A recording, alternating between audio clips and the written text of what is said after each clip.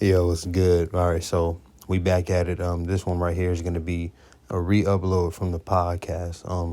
Was Nipsey Hussle a sacrifice? Was Nipsey Hussle sacrificed? And I know when I did the podcast episode, it was mainly just me talking, and I had the interviews and I was reading from things like this. But now I actually wanted to present it to you guys because a lot of you guys think that this shit is a game. And based off the episode that I did on my YouTube channel, y'all niggas think this shit is a game when they were talking about the Greek fraternity system and the Boule bandits and how those dudes got down in the fraternities. And in the entertainment industry, it's all the same thing. They all adhere to the same gods, same deities, just different names and different ideologies. Pretty much the same thing though, right? They just take on different forms and just represent different mother goddesses and different forms of the father goddess and the feminine, the divine feminine and things of that nature in different ways. They just encapsulate it in different ways. But what we're gonna do right here, I'm gonna do this breakdown a little bit differently. I'm gonna kind of go in backwards a little bit so I can give you guys a lot of context and pretext so I can go in and build you guys up for how I want to do this. So as you guys can see, Selene, the moon goddess, right? In Greek mythology, Selene, ancient Greek, the moon, is the goddess of the moon. She is the daughter of the Titans, Hyperion and Theia, and sister of the sun god, Helios and Eos, goddess of the dawn, right? So the sun god, who could be Ptah or Amun-Ra, another sun god, if I'm not mistaken. Hades is, I think, the god of the underworld and the god of the dead. So they all just take on, a lot of forms of these deities, right? So let's go into who Selene, the moon goddess, is and when she's venerated. All right, so clearly you guys can see Selene here. I actually just opened it up. We're going to go through this piece by piece. So just follow along. Once again, we already read that, Selene is the goddess of the moon. She's the daughter of the Titan Hyperion, whatever, right? The goddess of the dawn. So it says from right here, this is where we're going to start. She drives, all right?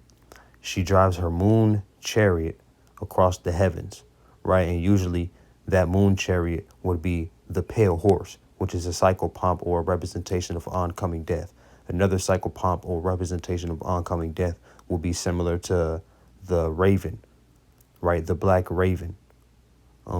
With Edgar Allan Poe, the poem that he had called The Raven was about death, right? And he ended up dying afterwards and all of that. I'm going to go into that a little bit later. We'll talk about certain other entertainers and things like that, right? Because a lot of the times they use pictures, and not even necessarily pictures, but certain pictures that they take because the photographers are also involved and well versed in the Eleusinian and Babylonian, Kemetic, all of those mystery religions. They're well versed in those too, so they'll have those. People take certain poses where the light at the left eye is in the dark, or for worshiping of the Father Goddess, or the right eye for certain people like NLE Choppa and Lil Wayne and Eminem, who always have their right eye in the shadow, not in the shadow, but in the light because they're enlightened. So these are things that they're doing. But to get back to it, it says she has several lovers, and they're attributed to her in various myths, including Zeus, Pan, and the mortal Endymion, right? So Endymion, we're going to go into him a little bit later. That is who Nipsey Hussle proverbial played the role of Endymion, okay? So in classical time, Selene, or Luna, was often identified as Artemis, much as her brother Helios was identified with Apollo, who's also a sun god as well. Selene and Artemis were also associated with Hecate, and all three were regarded as moon and lunar goddesses, right? But only Selene was regarded as the personification of the moon itself. Her Roman equivalent is Luna, like I told you. All right, she's also known as Luna. So a lot of the times, other times or other parts of the earth in different times, they'll get a hold of these, of these deities, or get a hold of the knowledge of these deities, and they'll just rename them themselves, right? So let's go down.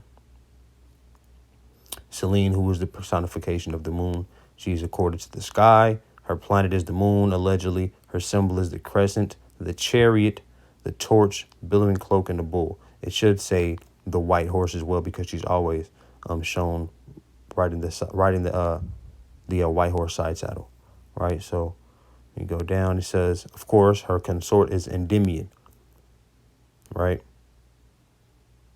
So let's go to the etymology, right? You see how it has the white horse as well.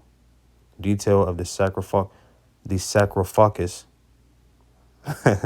I know y'all like that. Depicting Endymion and Selene, shown with her characteristics attribute to lunate, crown, and billowing veil.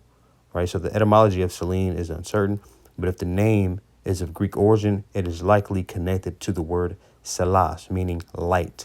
Right, so like I was saying earlier, people who have their eye in the light and one eye in the shadow and things of that nature, or when they use certain numbers to tell a story, like the number 33, they're referring to the pineal gland and how they've been enlightened, right? So y'all just got to pay attention. But so as we go down, it says, just as Helios from the identification with Apollo is called Phoebus, which is bright, right? Also, and once again, I'm telling you, all of these beings pretty much represent the same deity in different ways and in different forms, right? So bright. These people, the father goddess, who the Freemasons pray to, known as Jesus, right, and Lucifer, who is what known in the Bible as the bright and morning star, the bright and shining star, right? So, and once again, these people are also the sun gods as well. So I've also did a drop on how all of that shit is black sun worship and things of that nature. But anyways, I don't mean to keep digressing. So as it says, Apollo is called Phoebus or bright, right? Selene, from identification with Artemis, is also commonly referred to by the epithet Phoebe or feminine form, right? The feminine form. The original Phoebe of Greek mythology is Selena's aunt, the Titaness, mother of Leto and Asteria, and grandmother of Apollo, Artemis, and Hecate. Also from Artemis, Selene was sometimes called Cynthia. So these are just other names that were given to the moon goddess and the father goddess and things of that nature. So let's go in a little bit more into, Selene, the moon goddess, and let's also find out who Endymion was and who played the role of both Endymion and Selene, the moon goddess. All right, y'all. So here we are back again. We are at theoi.com. We're going a little bit more in detail of who Selene, the moon goddess, or the Roman name Luna, would be, right? It says here, Selene was the Titan goddess of the moon. We already know that. She was depicted as a woman riding side saddle on a horse or driving a chariot drawn by a pair of winged steeds. And we're going to go into that a little later, right? Her lunar sphere or crescent was either a crown set upon her head or the fold of a raised shining cloak. She was sometimes said to drive a team of oxen, and her lunar crescent was likened to a pair of bull's horns. Selene's great love was the shepherd prince Endymion. The beautiful boy was granted eternal youth and immortality by Zeus and placed in a state of eternal slumber in a cave near the peak of Lydion, Mount Latmos. His heavenly bride consorted with him there in the night, right? So then they bore children, of course. And a number of other goddesses were also associated with the moon. However, only Selene was represented by the old Greek poets represented as the moon incarcerate, right? So once again, all of these other moon goddesses and all of these other mother goddesses and divine feminine or even, father goddesses, they all are the same deity. It's just different forms of them, and they're represented in different ways, if that makes sense to you, brothers. But in other Greek moon goddess included Pasiphae, the Leucippus, Elithia, Hecate, Artemis, Bendis, and Hera, who sometimes double for Selene in the Endymion myth. So when it comes to let's go back up. So when it comes to the Roman name Luna, right? Let's look up the days of worship for Selene or Luna, the moon goddess. All right, so this one is also going to be real quick. We're just going a quick dive into the celebration date, into the temple of Luna, who is also a representation of Selene, the moon goddess. Right, so let's go. The temple of Luna, Latin Templum or Aedis Lunae, was a temple on the Aventine Hill in Rome dedicated to Luna or Selene, the moon goddess.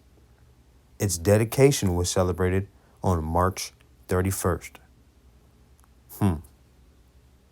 Now, I wonder, you guys are probably already familiar if you've seen the podcast, where I'm going with this.